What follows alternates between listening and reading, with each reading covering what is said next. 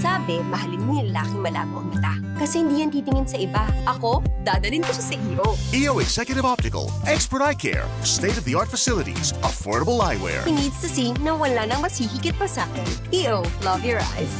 Sabi, mahalin mo yung lalaking malabo ang mata. Kasi hindi yan titingin sa iba. Ako, dadalhin ko siya sa iyo. EO Executive Optical, expert eye care, state-of-the-art facilities, affordable eyewear. He needs to see na wala nang mas hihigit pa sa akin. EO, love your eyes. Hi, Bangga! Hi, Bangga!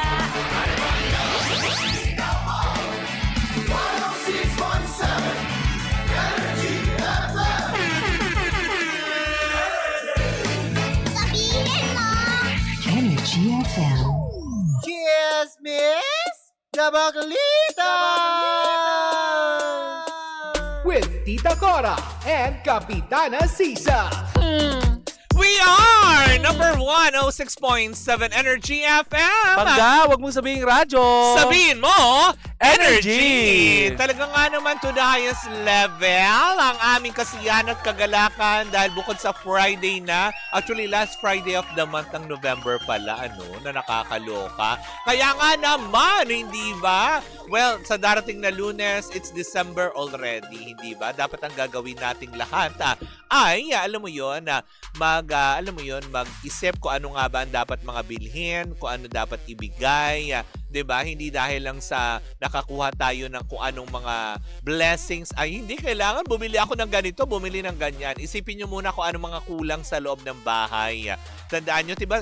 Likas sa ating mga Pilipino yung tradition pag kami magpapasko at magbabagong taon, 'di ba? Yung pinupuno yung bigasan, puno dapat yung pantry cabinet ng mga Ganun bata. ako, pinupuno ko Diba? lahat. Para masagana. Oo. Pagpasok ng taon, pagpalit ng taon, puno ka ng, alam mo yun, Utang. masagana. O, yan. Yung bilang-bili Kaya mo. Isipin mo na muna, tsaka mo na isipin yung pagbabayad sa credit Oo. card. Kas-kas now, iyak later. Yes. Punuin mo yung bigasan, punuin mo yung Tapos, lahat utang. Puno ka ng utang. Isang magandang umaga pa rin po, Metro and Mega Manila. Ako pa rin po si Kapitana Sisa. At ako naman po si Tita Cora. At ito pa rin ang Baklita sa Woo! Ano, second hour ng programa Baklita siya. Yes, Kuya Chito. Yan, Ayan, hello Chito po sa Aquino. inyo. Yes, hello. Ate Teresa, magandang umaga. Eto na chika natin for today's video. Correct. Mabilisan lang to, Mare. Oo. Naku, Mare, kinundi na nga, Mare, ng NCDA, Mare. Alam mo yung NCDA? And, hindi. Ito yung samahan, Mare. Parang ano naman Ay. to? Oo. Yung National Council of Disability Affairs o Ay, NCDA. oo. Yes, Ang yes. poster ng pelikulang Ngongo Oo. ng controversial director na si Daryl Yap. Ay, eto na naman. Oo. Ngayon eto na. Oo. Kasi 'di ba nga kahapon na ibalita ko na dito sa sa Balitang Malaman, Balitang Dapat Mong Malaman, Oo. Energy FM Oo, News. oo. Yung tungkol dito. Oo. Mare, eto na. Yung pagkukundi na. Nakikipag-ugnayan na ngayon ang NCDA Oo. dito sa MTRCB Oh. at DOJ, Mare. Oh my Upang gosh. nang sa ganon ay matutukan at tignan kung karapat-dapat bang ipalabas itong pelikulang ito ni Daryl Yap. Ito ba yung sinasabi nila, Mare, ha? Correct me if I'm wrong. Ang sinasite kasi ng naturang National Council on Disability Affairs ay ang paglabag nila sa Republic Act 7277 or Magna Carta for Person with Disability. Yes. Yan. Oh my God. Ngayon, Mare, eto nang ang nakakaloka. Eh di syempre ako bilang chismosa, kailangan Oo. kong alamin kung Yes. ano kaya ang chika dito ni Lala Soto. OMG. Oo. So, ibig sabihin na naman ba, magkakaroon na naman ng pangalawang pagkakataon na hindi na naman maipalalabas ang pelikula ng direktor na si Daryl Yap? Ganun ba? Eto na nga, Mare. Oo. Sabi ko kagabi, Oo. alas 11 ng gabi, Ay, wow. nag-send ako ng mensahe kay Chair Lala. Oo. Sabi ko, Chair, good Oo. evening po. May Oo. statement po ba ang MTRCB sa Oo. mga nagsasabing baka hindi na naman mapalabas ang pelikula ni Direk Daryl Yap dahil sa sa poster nito Oo. ng Ngongo? Oo. Sabi niya, 12:13 Oo. ng umaga. Oo. Hi, Chair. Good morning. Good morning, Chair Lalan. Nag-reply ang lola mo. Oo. Sabi niya, no statement as we cannot comment on something that has not been submitted to us yet. So hindi pa nare-review. Yes. Okay. We still have to watch the movie for Oo. a fair judgment. Hindi, totoo naman. So sa mga nagkakalat po ng balita na elbohin Oo, posibleng pag-initan na Oo, naman. ng MTRCB, Mm-mm. hindi pa po nila nare-review dahil wala pa pong naisasubmit ang kampo po ni Direk Daryl Yap sa So, ibig sabihin nito, MTRCB. Mare, posibleng magaya ito sa pelikula ni Paulo Contis na Dear Satan. na rated X. Oo, kasi nga 'di ba sa poster itself pa lang. Hindi lang yun, Mare, kasi tignan mo, 'di ba?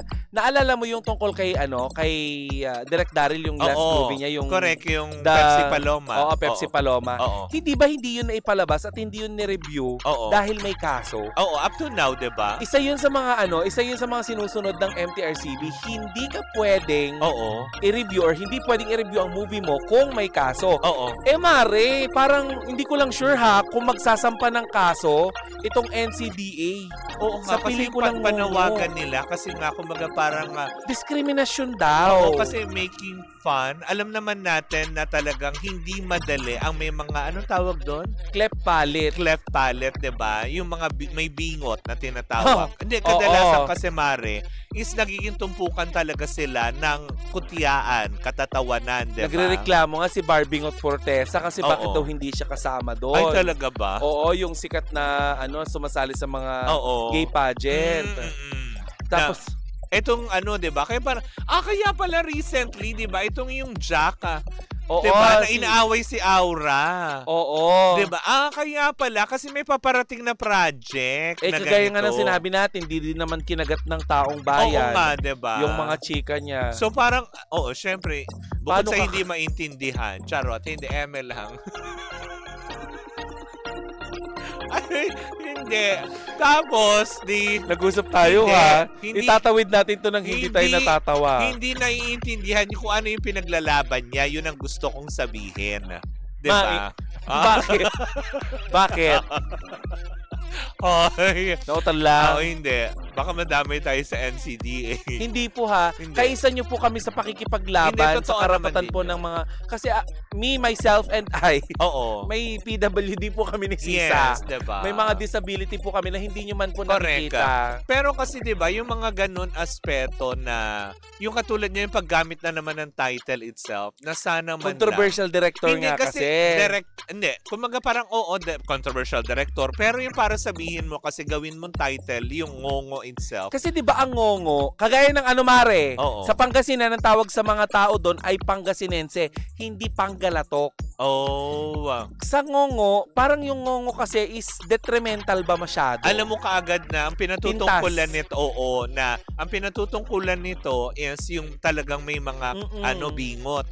Oo. 'Di ba? Pero O yung bingot din ay ganun din yun, 'di ba? oo. yung Ano bingot. kayo pwede natin itawag sa may Yung ganun? bulol, 'di ba? Bulol. Mm. Yung bulol medyo slight pa eh. Kaya lang kasi kung Correct. sa'yo ngongo kaagad, alam mo nang pinatutungkulan sila. So discrimination kaagad. Oo. 'Di ba? Walang pinagkaiba yan doon sa pelikula ni Paulo Contis before na Dear Dear Satan. Satan. Kasi sa title itself pa lang, alam mo na kung sinong tinutukoy. Oo. 'Di ba? Satan, demonyo, 'di ba? Pero uulitin lang ulit natin, Oo. hindi po i-review ng MTRCB Hanggat ang wala pelikula kung wala pang naisasubmit at kung Oo. merong kaso. 'Di ba? So sobrang importante nun, dapat walang kaso yung pelikula. Correct, 'di ba? Kung walang magsasampa, 'di ba? Kasi yung una naman yung Pepsi Paloma niya kaya hindi natuloy yun kasi Nagsampa si Boss Vic. may existing Boss kaso. Vic, hindi si Vic Soto Hindi ha. si Boss Vic del Rosario. Rosario. Si Bossing. Si Bossing Vic Soto. Oo.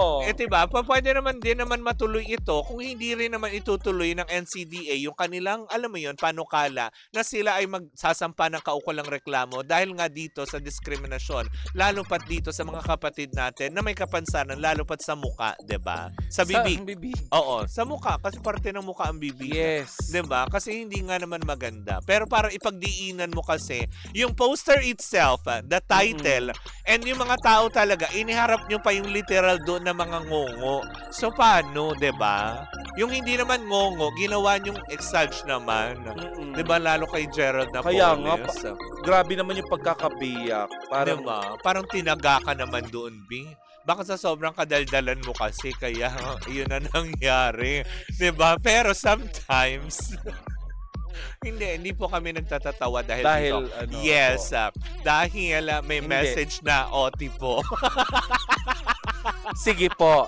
Eto na Yes, nga. Wrap up. 'Di ba? Pero yun lang, antabayanan pa rin natin at least paano nagbigay naman ng pahayag na wala pa pong nakukuha ang mismong ahensya ng MTRCB na materyales at request for review ng naturang pelikula ni Direk Daryl. And then again, nice lang po namin pasalamatan ng MTRCB sa Mm. pagbibigay po ninyo ng inyo pong pahayag. Bukas po ang Baklitas, Direk Daryl Yap, kung nais nyo pong magbigay ng magbigay ng pahayag ninyo.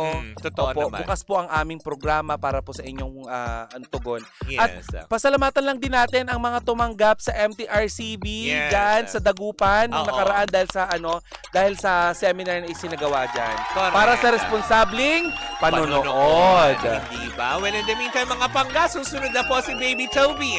Ano nga ba ang mga top songs at mga bottom? Charot. Oo. Feeling ko si Sino ang Baby magiging Toby ay top? top. Sino ang magiging bottom for this week na mga kanta na inyong mga nire-request at pinakikinggan? Well, malalaman natin yan sa programa ni Baby Toby. Muli po ako po si Kapitana Sisa. At ako naman po si Tita Cora. At we are still number 106.7 Energy FM. Pangga, wag mong sabihin radyo. Sabihin mo, Energy!